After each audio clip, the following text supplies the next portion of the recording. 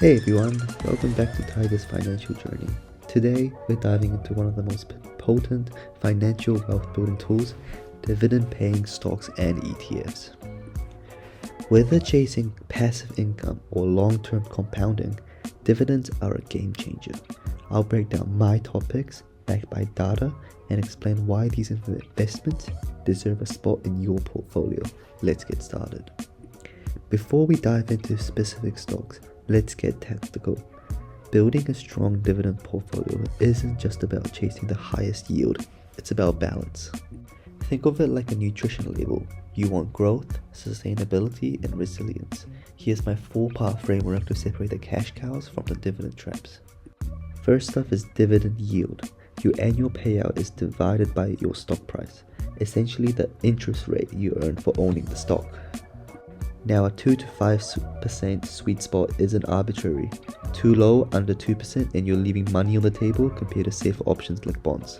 Too high, say 8% and above, and you're likely holding a ticking time bomb. Extreme yields often mean the market thinks the dividends are unsustainable. Maybe earnings are collapsing or the stock has crashed, and management hasn't adjusted payouts yet. Remember AT&T slashing its dividend in 2022 after years of a sky-high 7% plus yield? Exactly. So here's a tip. Compare the yield to the sector average.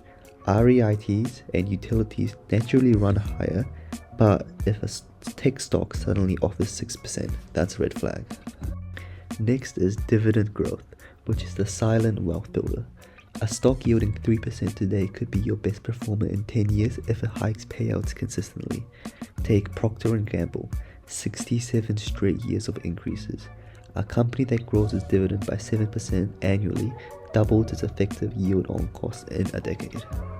And that's how you outpace inflation, historically eating 2 to 3% of purchasing power yearly. But don't just check the streak, look at the quality of growth. A company raising dividends by 1% a year to keep a growth title isn't moving the needle. Target 5 to 10% annual increases paired with healthy earning growth. Now the payout ratio. The percentage of earnings paid out as dividends. Under 75% is my rule, but context matters.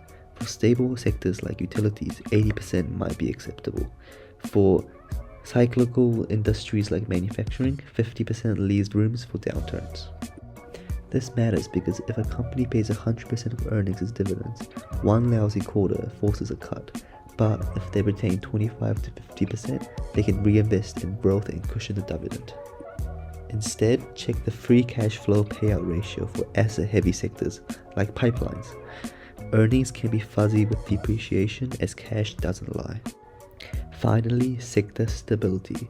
You want companies selling essentials, not luxuries. Think utilities. People always need electricity. Healthcare, aging populations is equal to non-negotiable spending. And consumer staples, toothpaste and toilet paper aren't optional. These sectors thrive in recessions and their dividends follow suit. But don't sleep on emerging dividend players. Tech, once a dividend desert, now has giants like Apple and Microsoft sharing profits. Just ensure they pass the other 3 tests first. So the dream candidate, a utility yielding 4% growing payouts 6% annually with a 65% payout ratio, or a healthcare stock with a 3% yield but 10 years of 8% hikes. In the next section, I'll reveal stocks hitting these marks, but remember, these rules aren't just about picking winners, they're about avoiding the heartbreak of a dividend cut that tanks your income and the stock price. Stay disciplined and the compounding does the heavy lifting. Now that we've set the rules, let's get to the good stuff. These 9 dividend powerhouses aren't just high-yield lottery tickets, they're compounders with the fundamentals to back up their payout.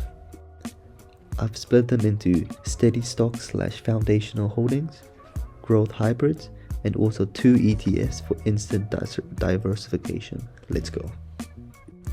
Firstly is the foundational holdings / steady stocks. And we start with Johnson & Johnson with the ticker symbol J&J. They have a yield of 3.1% with a dividend growth streak of 61 years. And why it fits? Healthcare giants with recession-proof demand for drugs and medical devices. They also have a payout ratio of 65%, and on bonus of that, they have a 3 AAA credit rating, which is safer than the US government. There are some risks, patent cliffs on the key drugs, but pipeline and consumer health spin-off mitigate this. Next is Procter Gamble with the ticker symbol PMG. So they have a yield of 2.5% with a dividend growth streak of 67 years. And why it fits: Tide, Crest, Pampers, brands people buy in any economy. Payout ratio of 63%. Inflation, they pass cost to consumers. Some risks include slow revenue growth, but 7% annual dividend hikes offset this. Next is Next Era Energy with the ticker symbol NEE with a yield of 2.9%. A dividend growth streak of 28 years. Why it fits: they're the largest US utility leading the renewable energy shift. Targets 10% annual dividend growth through 2026. They have a payout ratio of 60%. Some risks are the rising interest rates, which hurt utilities, but Next Era Energy's growth trajectory is unmatched. Another one is Realty Income with a ticker symbol O. They have a yield of 5.2% with a dividend growth streak of 25 plus years. So why it fits: the monthly dividend company leases to Walmart, CVS, and Dollar General with a payout ratio of 75% of cash flow. REITs use FCFs, not earnings. Some risks include long-term leases protect against inflation, but rising rates pressure REIT valuations. Next is some growth hybrid yield plus appreciation stocks. And firstly is Microsoft with the ticker symbol MSFT. They only have a yield of 0.8%, but a dividend growth streak of 21 years. And why it fits: but don't let the low yield fool you. They have 14% annual dividend hikes, a payout ratio of 25%, and Azure's growth fund future raises. Some risks include tech's valuations swing wildly, very high volatility, but MSFT's mode, cloud and AI, is unshakable. Another one is AbbVie with the ticker symbol ABBV. They have a yield of 3.9% and a dividend growth streak of 51 years, inherited from Abbott Labs. So why it fits: so post-Humira era with new immunology drugs, Skyrizi, Rinvoq are booming, and a payout ratio of 50%. Some risks include the patent risks that always loom in pharmacy, but pipeline depth is substantial. Another one is Lockheed Martin with the ticker symbol LMT with a yield of 2.8%, a dividend growth streak of 20 years. Why it fits: defense spending is non-negotiable globally, a payout ratio of 45%. Buybacks plus dividends is equal to 8% of total shareholder yield. Some risks include geopolitical shifts, but global tensions equal to long-term tailwinds. Now some ETFs. The Vanguard High Dividend Yield ETF with the ticker symbol VYM with a yield of 3% and a fee of 0.06%. So why it fits: so it's diversified exposure to 400 plus high yield stocks, which include JP Morgan and Home Depot, filters for sustainability with payout ratios of under 75%, but some risks are heavy on financials and energy and balanced with growth picks. Next is my favorite and biggest holding in my portfolio, the Schwab US Dividend Equity ETF, the SCHD.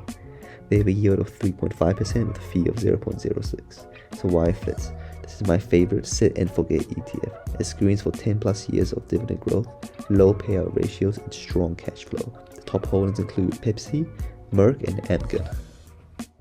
Dividends aren't a fairy tale. Here's what could go wrong and how to prepare. There is interest rate risks with utilities and REITs like NE and O get crushed when rates rise. Hedge with growth funds like Microsoft and ABBV. Another thing to consider is sector concentration. Don't overload on utilities or healthcare.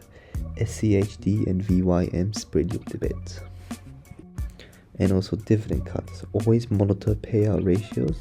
AT&T taught us this lesson the hard way. Another one is inflation. You're losing purchasing power if payouts grow slower than 3%.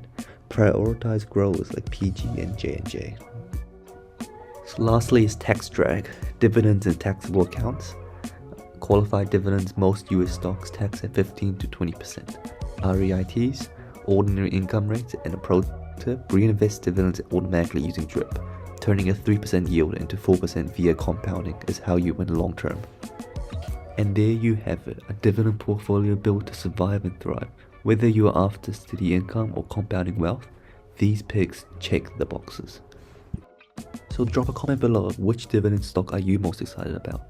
Make sure to like if you want part 2, and until next time, thank you for watching and I'll see you in the following video.